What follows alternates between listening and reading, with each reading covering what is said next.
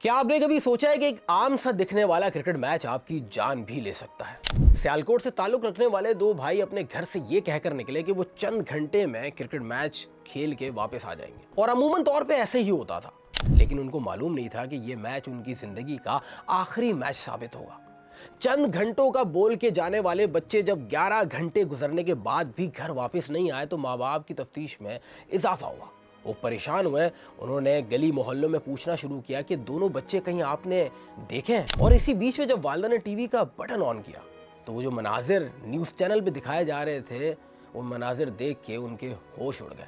जो लखते जिगर कुछ देर कबल सहरी करके घर से बाहर ये कह के निकले थे कि वो मैच खेल के वापस आ रहे हैं, इस वक्त उनको तशद्दुद का निशाना बनाया जा रहा है और वो मुर्दा हालत में पड़े हैं। ये देख के उनकी वालिदा के होश उड़ गए। बात है 15 अगस्त 2010 की।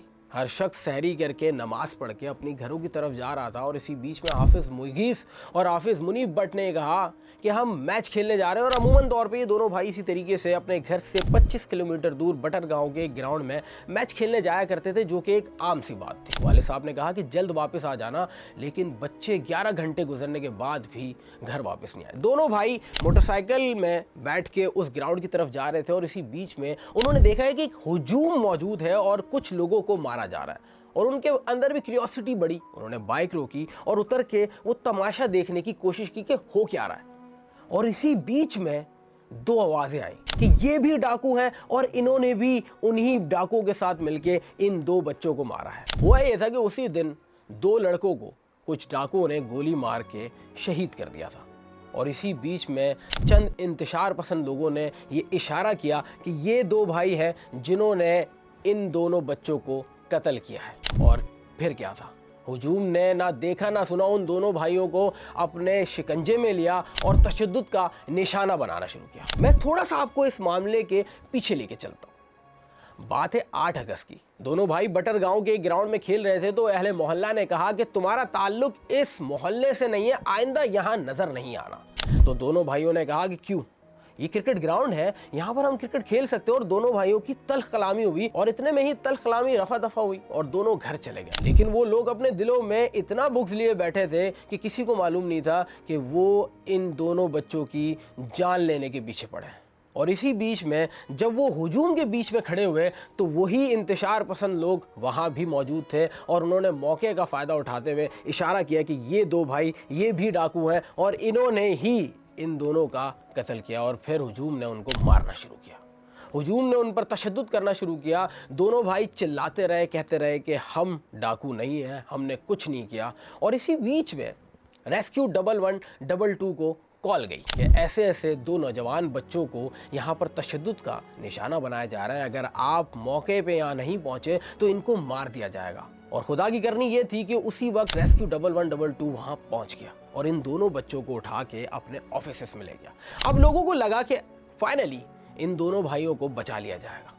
इसी बीच में अहले मोहल्ला ने रेस्क्यू 1112 पर फोर्स करना शुरू किया कि ये दोनों डाकू हैं, इनका अंजाम मौत होना है। और इसके बाद रेस्क्यू 1112 ने दोनों भाइयों को रस्सियों से जकड़ दिया और उन्हीं इंतशार पसंद लोगों के हवाले कर दिया। और फिर उसके बाद क्या था, जो वीडियोस जो मनाजिर हमने देखे उसको इंटरनेशनल मीडिया ने भी दिखाया। जो अगर आज भी आप वो वीडियोस देखें तो आपकी इंसानियत लरस जाएगी जिस शिद्दत के साथ उन दोनों भाइयों को मारा जा रहा है। जब दोनों भाइयों को तशद्दुद का निशाना बनाया जा रहा था तो इतने में बड़े भाई ने चीखना शुरू किया कि हम डाकू नहीं हैं, अगर मारना है तो मुझे मारो, मेरे छोटे भाई को नहीं मारो। और इसी दौरान में एक जोरदार डंडा छोटे भाई के सर पे मारा और वो वहीं दम तोड़ गया। अब इसी बीच में बड़ा भाई रोना शुरू हुआ, अपने लिए नहीं, छोटे भाई की मौत पर। और मुसलसल उस पर डंडे बरसाते रहे ये हुजूम में शामिल इंसान नुमा जानवर।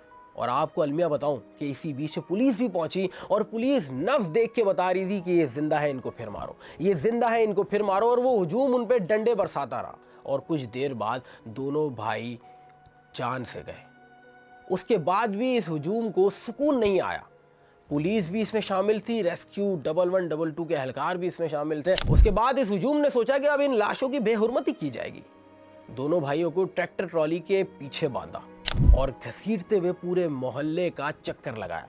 पहले मैं आपको बताता चलूं कि ऐसा क्यों किया था, क्योंकि पंजाब पुलिस उस दौरानिये में एक नया वतीरा लेके आई थी जब किसी भी डाकू को पकड़ा जाता, उसको इनकाउंटर किया जाता तो उसको ट्रैक्टर ट्रॉली के पीछे बांध के घसीटा जाता, और इसी तरीके से इन भाइयों के साथ भी किया गया।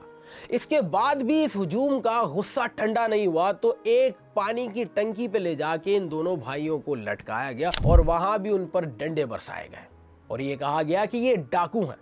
और इसी के बाद जब ये लाशें उनके घर पहुंची, मीडिया ने एक तमाशा बनाना शुरू किया तो उस वक्त के चीफ जस्टिस इफ्तिखार चौधरी ने खुद नोटिस लिया और ये कहा कि इसकी पूरी तफ्तीश की जाए, एक JIT बनाई गई। लेकिन मैं आपको बताऊं कि पुलिस ने इसमें भी अपना एक बदतरीन किरदार निभाया। उसी शाम पुलिस ने दोनों भाइयों के खिलाफ एक मुकदमा दर्ज कर दिया कि ये दोनों भाई डाकू हैं। जब ज्वाइंट इन्वेस्टिगेशन कमेटी तश्कील दी गई और पूरी एक इन्वेस्टिगेशन की गई तो उसके बाद मालूम हुआ कि ये दोनों भाई बेकसूर हैं। उसके बाद अदालत उज़्मा ने ये हुक्म दिया कि इस केस में जो लोग जिम्मेदार हैं उनको हिरासत में लिया जाए। 28 अफराद को हिरासत में लिया गया जिसमें 9 पुलिस वाले थे। तफ्तीश की गई जिसमें से 22 अफराद को हिरासत में लेके 6 अफराद को छोड़ दिया गया। उन 6 अफराद पर मुकदमा चला जिसमें से 9 पुलिस वालों को 3-3 साल सजा सुनाई गई। 7 अफराद को मरकजी मुलजिम करार दे के 4 बार मौत की सजा सुनाई गई और उसी के साथ 6 अफराद को 4 बार उम्र कैद की सजा सुनाई गई। इस बात की खुशी सब में थी कि आखिरकार इन दोनों भाई हाफिज मुगीज़ और हाफिज मुनीब बट को इंसाफ मिलेगा। लेकिन 2015 में जिन अफराद को फांसी देनी थी उनकी सज़ा कम करके 15 साल उम्र कैद कर दी और जिनको उम्र कैद की सज़ा थी उनको 10 साल की सज़ा मिली और 2019 में इन तमाम लोगों को बरी कर दिया गया। और ऐसे में आपका कानून इन बेईमाना कातिलों को सज़ा देने में नाकाम रहा।